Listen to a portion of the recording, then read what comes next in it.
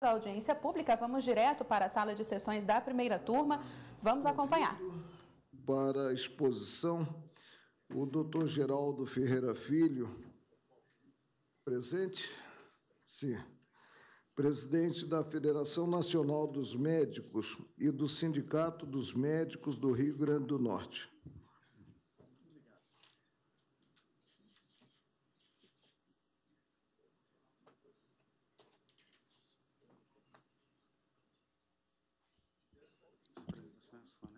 Tem a relação das autoridades aqui para complementar. Eu vou colocar no ar, então, ok? Aí, professor, passar o slide. Deixa eu... Onde é? Aqui? Ah, ok. Na direita. Combinado. Aqui. Bom dia, senhores. Minha saudação ao ministro Marco Aurélio, aos demais componentes da mesa, aos colegas expositores, doutor Murilo, presidente da CNTU, acompanhantes, advogados, doutor Márcio Bichara, da Federação Nacional dos Médicos, participantes dessa audiência, e população que nos assiste pela TV Justiça.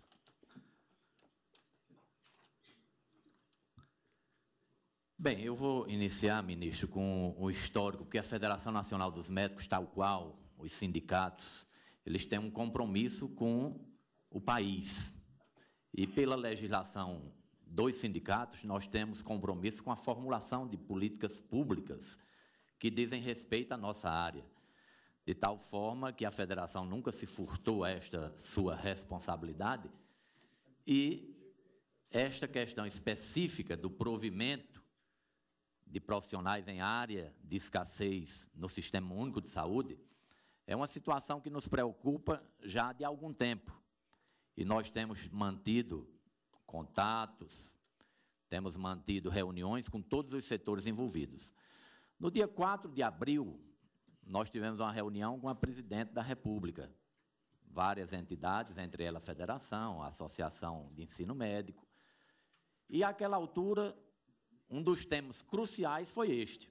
A presidente, especificamente, questionou como levar médicos às cidades do interior onde havia esta carência, como levar médicos às regiões de fronteira, como levar médicos às áreas indígenas, que o governo não estava encontrando uma solução. E àquela altura, porque historicamente as entidades médicas têm defendido um modelo baseado em relações trabalhistas sólidas e bem definidas com o poder público através do regime jurídico único, nós sugerimos à presidente da República, na presença do senhor ministro da Saúde, que estabelecesse a carreira dos profissionais médicos nos moldes do sistema judiciário, da promotoria pública, com salário adequado, possibilidade de imigração, ascensão na carreira e, evidentemente, um piso adequado e que, no nosso entendimento, aquilo resolveria o problema. A presidente colocou que havia uma expectativa de ganhos dentro da categoria médica que muitas vezes era superior à capacidade do país de suprir com estes pagamentos. Mas nós colocamos que a realidade hoje, apregoada pela Federação Nacional dos Médicos e pelas entidades médicas, na verdade, para 20 horas semanais de trabalho, era o valor de R$10.000, que é aproximadamente o que o programa Mais Médico depois veio a oferecer por 40 horas de trabalho. Nós entendíamos que as 20 horas resolveria, e se o prefeito ou a comunidade ou aquela instância administrativa quisesse mais tempo do médico, ele podia ampliar esta carga horária para 40 horas. Mas dali saiu uma coisa concreta, que foi a nomeação pelo Ministério da Saúde de uma comissão, onde a Federação participou e outras instituições, destinada a definir os encaminhamentos para prover esses profissionais nestas áreas de difícil provimento.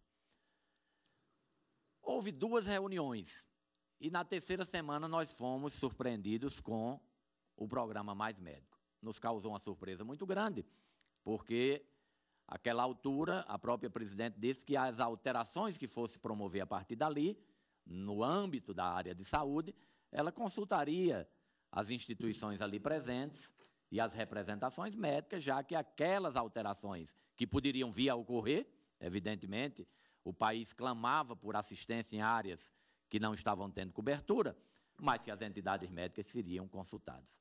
E, de repente, caiu um pacotaço na cabeça da sociedade brasileira e da categoria médica, tentando suprir esta área de desassistência que as entidades médicas reconheciam existir, mas que pregavam modelos diferentes da resolução do problema.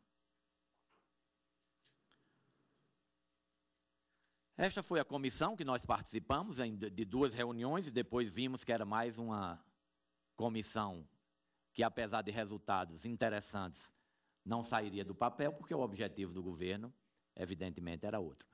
A partir dali, também a federação não se furtou e participou de todas as audiências, no Senado, nas comissões, na Câmara Federal. Visitamos todas as instituições possíveis, colocando os pontos frágeis que nós detectávamos no programa. Qual era, ou qual é o principal encaminhamento da Federação Nacional dos Médicos em relação ao programa, exposto exaustivamente ao presidente do Senado, Renan Calheiros, para o relator, o deputado Rogério Carvalho, e para as lideranças partidárias? Nós colocamos na ação de inconstitucionalidade, junto a esse tribunal colocado pela nossa confederação, Confederação Nacional dos Trabalhadores Universitários Regulamentados, e nós entendemos que há uma violação clara de leis da Constituição, da lei trabalhista e dos acordos internacionais brasileiros na direção da precarização do trabalho médico.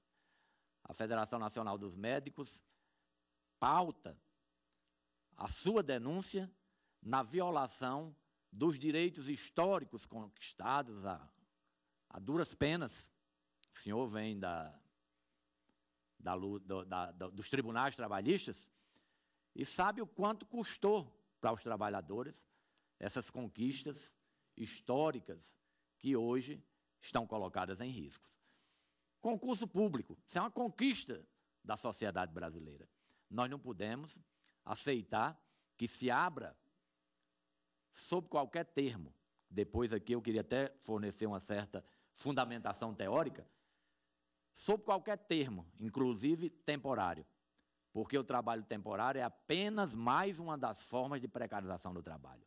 É ilusório o pensamento de que o trabalho temporário é para resolver uma situação temporária. O trabalho temporário é hoje a principal arma de precarização do trabalho, ministro. Isso são os estudos que mostram. Sob o disfarce do trabalho temporário, o empregador explora, o empregador destrói as conquistas trabalhistas, destrói a autoestima do trabalhador e joga este trabalhador na precarização. Esse é o termo. Mas, infelizmente, o governo lança mão de uma situação supostamente emergencial que dura 20 e tantos anos para lançar mão de um trabalho temporário que, na verdade, é uma precarização jamais assistida, nunca testemunhada pelas entidades médicas brasileiras. Então, o concurso público é básico, indispensável. Não se tem como abrir mão do concurso público para esta prestação de serviço. O trabalhador brasileiro, ou a sociedade brasileira, ela não quer o trabalho temporário, ela quer o trabalho permanente. Daí que a maior preocupação das pequenas comunidades é com a alta rotatividade da mão de obra, às vezes médicos recém-formados que vão também trabalhar nessas prefeituras de forma absolutamente precarizada e depois de 1 a 2 anos deixam esses empregos para procurar a estabilidade, a garantia, a segurança, a possibilidade de ascensão profissional, o prazer, a alegria, a satisfação que o trabalho pode dar. E com esse mecanismo perverso que se institui a partir dessa política de destruição do trabalho e da precarização que avança, destrói o próprio valor do trabalhador e o próprio valor do trabalho, gerando toda essa instabilidade que hoje se observa graçando em todo o mundo.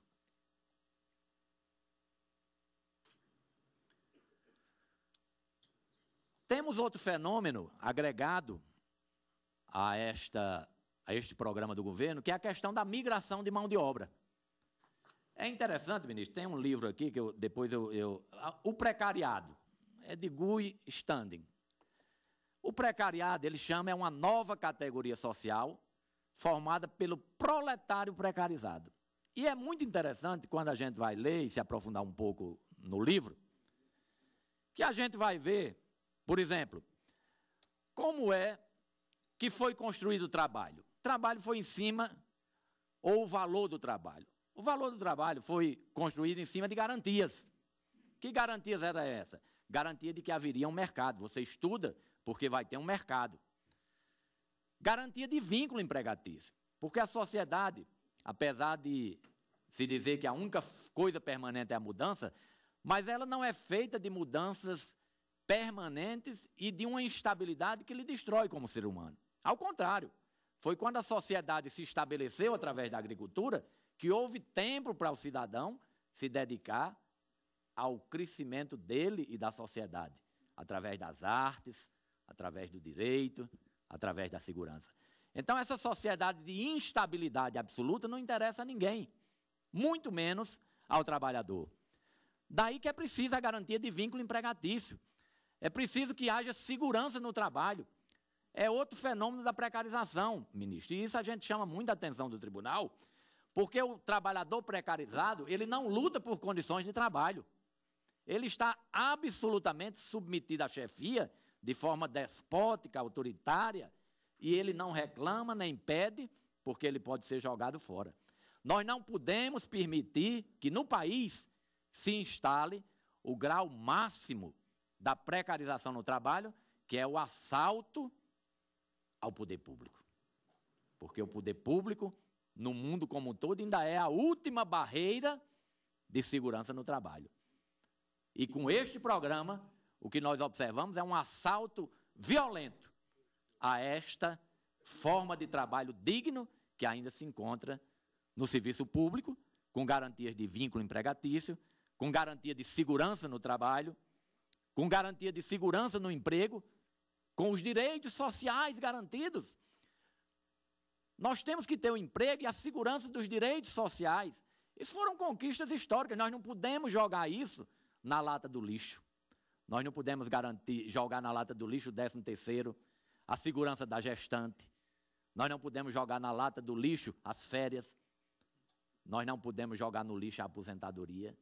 Isso é trair os compromissos históricos das instituições sindicais, é trair os compromissos históricos dos que lutaram em defesa dos trabalhadores e é trair os compromissos históricos do direito trabalhista. Nós tivemos a oportunidade ontem de ver a posição firme, belíssima, e eu ontem posso confessar aqui do orgulho que eu senti do Ministério Público do Trabalho brasileiro. Que coragem, que determinação, que obstinação na defesa do que a lei prevê. Tem que haver segurança de renda, o trabalho tem que ter uma segurança de renda. Eu tenho que ter a certeza de que aquilo vai permitir eu manter a minha família. Eu não trabalho precarizado, eu tenho hoje, amanhã não tenho. Não tenho seguro-desemprego. Então, o programa em si é o maior absurdo trabalhista que nós podemos testemunhar no Brasil nos últimos tempos. Nós não podemos aceitar que as coisas se procedam dessa maneira. A outra característica interessante em relação ao precariado, quem é esta categoria de precarizados, de proletário precarizado? O principal componente dessa categoria, Murilo, é o trabalhador temporário. Essa é a porta de entrada do precarizado. Sob várias óticas, sob vários disfarces, sob várias máscaras, mas o trabalho temporário, este tem sido, sob o argumento de que é uma situação de emergência, o maior destruidor das relações trabalhistas estáveis criadas ao longo dos anos e de tantas lutas. Então, ministro, sempre que nós nos depararmos com essa história de trabalho temporário, a gente tem que ficar muito atento, porque isso é uma forma de precarizar a mão de obra do trabalhador. A outra é a história do meio período. Você vai para cá, trabalha meio período, você não precisa de tempo integral. E na área médica, nós estamos podendo assistir também isso. Não especificamente neste programa, mas contratos que antigamente eram de 40 ou de 20 horas, agora se contrata por 10 horas de serviço, 12 horas de serviço. Absurdos trabalhistas, às vistas de todos, mas que nós temos tido aliados importantes dentro da estrutura do direito brasileiro. E o outro, olha que coincidência interessante, qual é o outro grande elemento do precariado? O estágio, ministro. O estágio, Murilo. O estágio é outro elemento gravíssimo de precarização. E o nosso programa, Mais Médico, comete nesta área as maiores infâmias possíveis. Porque nós podíamos ter um programa de ensino, e já temos, na verdade, que se chama residência médica, no Brasil. Essa residência trabalha junto ao Sistema Único de Saúde, presta um serviço valiosíssimo à sociedade brasileira, mas lá ele está estudando. E há esta conciliação, foi colocada ontem, que não é um disfarce, entre o ensino, ele está lá aprendendo, e a prestação do serviço. Mas aqui não. Aqui é um descalabro o que nós assistimos no programa Mais Médico. Um disfarce e uma fraude jurídica brutal, onde se procura assistência à população exaustivamente, demonstrada em entrevistas, em falas, em depoimentos dos médicos e dos gestores, dizendo que os médicos têm 15, 20 anos de experiência e que estão lá fazendo estágio, buscando uma suposta especialização. O que será dos médicos brasileiros se nós deixarmos essa situação persistir? O que serão dos estudantes? Ministro, são quase 20 mil médicos formados por ano no Brasil. O que será dos médicos brasileiros se este programa persistir neste modelo? Este modelo prevê 3 anos de um suposto estágio. Suposto estágio, que não é estágio, é assistência, porque não tem tutor, não tem ensino, é tudo à distância, é uma relação absolutamente fraudulenta. Mas o que restará ao médico brasileiro se as portas do mercado foram fechadas e agora só existe esse estágio bancado pelo governo?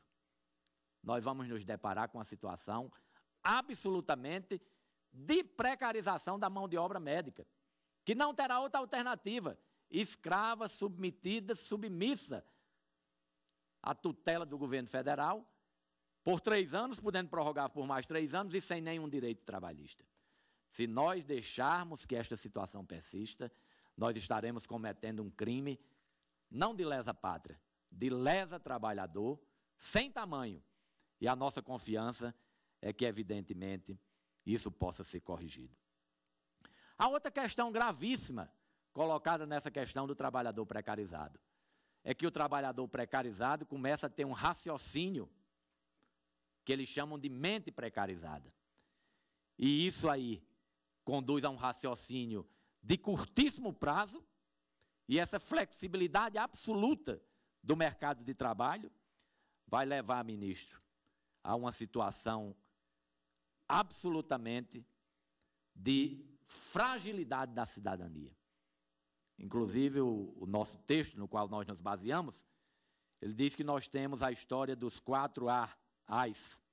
O que é que acontece com este trabalhador precarizado? Raiva, anger em inglês, né? A anomia, a ansiedade e a alienação. E é isto que está sendo construído com a categoria médica brasileira. Raiva, por quê? Porque o indivíduo vai trabalhar, mas sabe que está sendo explorado. Sabe que seus direitos estão sendo surrupiados pelo governo. A anomia é uma passividade. Ele não tem como reagir àquilo, porque os poderes públicos do país aceitaram aquela situação como legal, embora ilegítima, e ele torna-se passivo, não tem como reagir àquilo. uma situação de ansiedade pela insegurança, de amanhã perder toda a sua estabilidade, e uma situação de alienação, porque não encontra propósito no seu trabalho, que é a coisa que mais dignifica e que honra as pessoas. Encerrando a minha fala, nós temos também um texto, baseado no livro, é aquilo, uma certa fundamentação teórica, um trabalhador migrante, como desses cubanos que vêm para o Brasil para serem explorados vergonhosamente pelo governo brasileiro. E ele escreveu, ministro, numa parede o seguinte: somos pessoas flutuando ao redor do mundo. Encontramos uns aos outros, mas nunca chegamos realmente a nos conhecer. É esta a situação que o governo brasileiro quer colocar para a sociedade. Trazer trabalhadores de forma temporária, usar a mão de obra brasileira de forma exploratória e destruir todo o arcabouço trabalhista constituído, formado com sangue, suor e a inteligência dos trabalhadores ao redor do mundo. Obrigado, ministro. Agradeço a participação do Dr. Geraldo Ferreira Filho, presidente da Federação Nacional dos Médicos e do Sindicato dos Médicos do Rio Grande do Norte, que nos trouxe uma visão quanto ao mercado de trabalho, quanto ao que poderá ocorrer com os prestadores de serviços nacionais se prevalecer e se realmente houver continuidade do programa Mais Médicos com a flexibilização da relação jurídica. Ouviremos agora a doutora